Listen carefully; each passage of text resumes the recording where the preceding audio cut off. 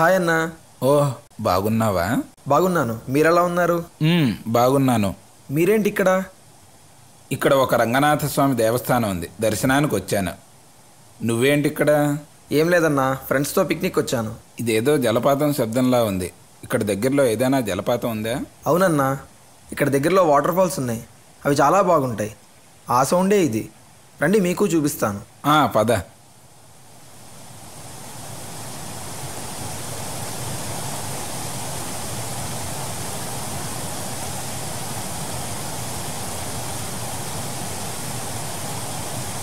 ఈ జలపాతం ఎంత బాగుందో కదా. అవునన్నా, చాలా బాగుంది. ఈ జలపాతాన్ని చూస్తూ ఉంటే భగవంతుని సృష్టి ఎంత అందమైనదా అని అనిపిస్తోంది. ఇందులో భగవంతుని పాత్ర ఏముంది? నేచర్లో కొన్ని చేంజెస్ వల్ల న్యాచురల్గా ఇలాంటి వాటర్ ఫాల్స్ అవి ఫామ్ అవుతూ ఉంటాయి. ఇది సహజంగా జరిగేదే. ఆ సహజత్వానికే భగవంతుడని పేరు నాయన. ఈ జలపాతం పైనుండి కిందకు పడేలాగా భగవంతుడు సృష్టించాడు కాబట్టి ఇంత అందంగా ఉంది. ఇలా కాకుండా కింద నుండి పైకో లేకపోతే ఇంకొక రకంగానో వెళ్ళేలా సృష్టించి ఉంటే బాగుండేది కాదేమో. ఏం మాట్లాడుతున్నారన్నా? నీరే కాదు, ఏ వస్తువైనా పైనుండి కిందకు పడడమే న్యాయం. దీనికి గ్రావిటీనే కారణం. భూమి తన ఆకర్షణ శక్తితో ఆకాశంలో తన పరిధిలో ఉన్న వాటినన్నిటినీ తన వైపు ఆకర్షించుకుంటుంది. ఇది నీకెలా తెలుసు? మాకు ఇవన్నీ సైన్స్లో చెప్పే సామాన్య విషయాలే. న్యూటన్ అనే సైంటిస్ట్ తన చిన్న వయసులో ఒక యాపిల్ చెట్టు నుండి ఒక పండు కిందకు పడడం చూసి యాపిల్ కిందకే ఎందుకు పడిందని ఆలోచించాడు. తన ఆలోచనలకు పదును పెట్టి పరిశోధన చేసి గ్రావిటీని కనుగొన్నాడు. ఆయన చెప్పిన భూమి ఆకర్షణ సిద్ధాంతాలే నేటికీ మనం ఫాలో అవుతున్నాం. అంటే ఈ విషయం అప్పటి వరకు ఎవరికీ తెలియదా? తెలియదన్నా. న్యూటన్ వంటి అనేక మంది పాశ్చాత్య శాస్త్రవేత్తలు ప్రపంచానికి సైన్స్ని పరిచయం చేశారు. అప్పటి వరకు ఎవరికీ శాస్త్రీయ ఆలోచనలు ఉండేవే కావు. ఏది జరిగినా దైవలీలనో రాక్షసమాజనో భావించేవారు. అంటే భారతీయులకు కూడా తెలియదా? తెలియదన్నా. ఆంగ్లేయులు భారతదేశానికి రాకముందు మనకసలు సైంటిఫిక్గా ఆలోచించడమే తెలిసేది కాదు. వారే మనకు సైంటిఫిక్గా ఆలోచించడం పరిచయం చేశారు. నువ్వు మాట్లాడుతూ ఉంటే నాకు స్వామి వివేకానందుడు చెప్పిన ఒక విషయం గుర్తుకు వస్తోంది. ఆయన మన ప్రస్తుత విద్యా విధానాన్ని ఉద్దేశించి ఇలా అన్నారు. మనం పిల్లవాడిని బడికి పంపగానే వాడు నేర్చుకునే మొదటి పాఠం తన తండ్రి ఒక మూర్ఖుడని, రెండవ పాఠం తన తాత పిచ్చివాడని, మూడవ పాఠం తన గురువులందరూ ఆత్మవంచకులని, ఇక నాలుగో పాఠం మన పవిత్ర గ్రంథాలన్నీ అబద్ధాల పుట్టలని వాడు భావిస్తూ 16 ఏళ్ల వాడయ్యేసరికి వాడు ఒక నిరాశావాదిగా, జీవరహితంగా, వెన్నులేని జీవిగా మిగులుతాడు.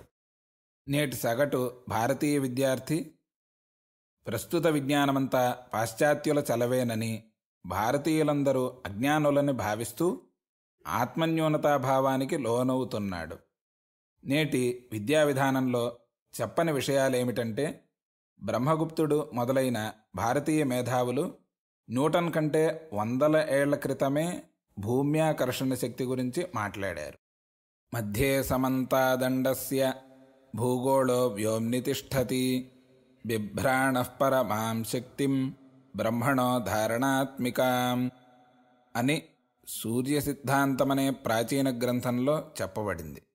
అంటే ధారణాత్మక శక్తి కారణంగా భూమి ఆకాశంలో పడిపోకుండా నిలబడుతున్నది అని అర్థం.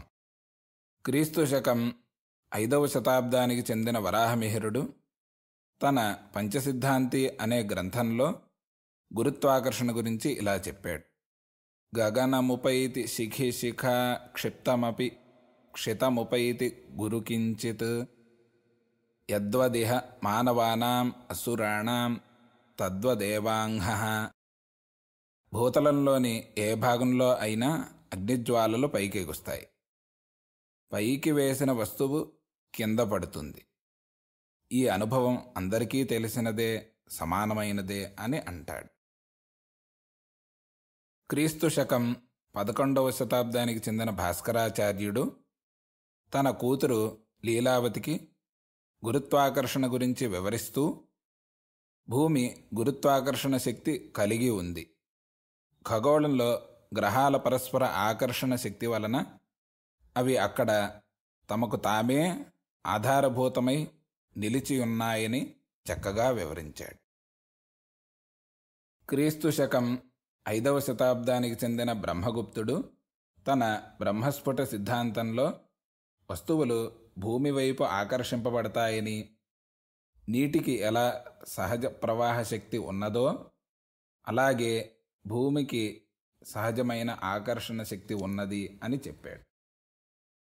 జగద్గురువులైన ఆదిశంకరాచార్యులు తమ ప్రశ్నోపనిషద్ భాష్యంలో అపానశక్తి గురించి రాస్తూ, ఒక వస్తువును పైకి ఎగురవేస్తే దానిని ఎట్లు భూమి ఆకర్షిస్తుందో అలాగే పైకి లాగబడే ప్రాణశక్తిని అపానశక్తి కిందకు లాగుతోంది అని చెప్పారు.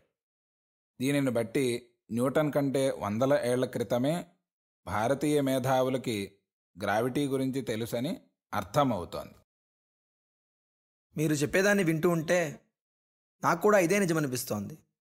మరి మాకు స్కూల్లోనూ కాలేజీలోనూ ఎందుకు అలా చెప్పారు? మీ స్కూల్లోనే కాదు, ప్రపంచంలో ఏ స్కూల్లోనైనా అలాగే చెప్తారు. దానికి కారణం చరిత్ర. ప్రస్తుత చరిత్ర ప్రకారం దాదాపుగా 15వ శతాబ్దం వరకు పాశ్చాత్య దేశాలన్నీ వైజ్ఞానిక అంధకారంలో ఉన్నాయి. దాంతో ప్రపంచమంతా అంధకారంలోనే ఉందని పాశ్చాత్యులు భావించారు. వాళ్ల భావనల ఫలమే ఈ చరిత్ర. ఇప్పటికైనా చరిత్రలో మార్పులు చెయ్యాలని మా భావన. I agree with your feelings. నమస్తే. మనం గుర్తు చేసుకున్న ఈ విషయం భారతీయ విజ్ఞానం అనే మహాసముద్ర తీరంలో ఒక ఇసుక రేణువు మాత్రమే.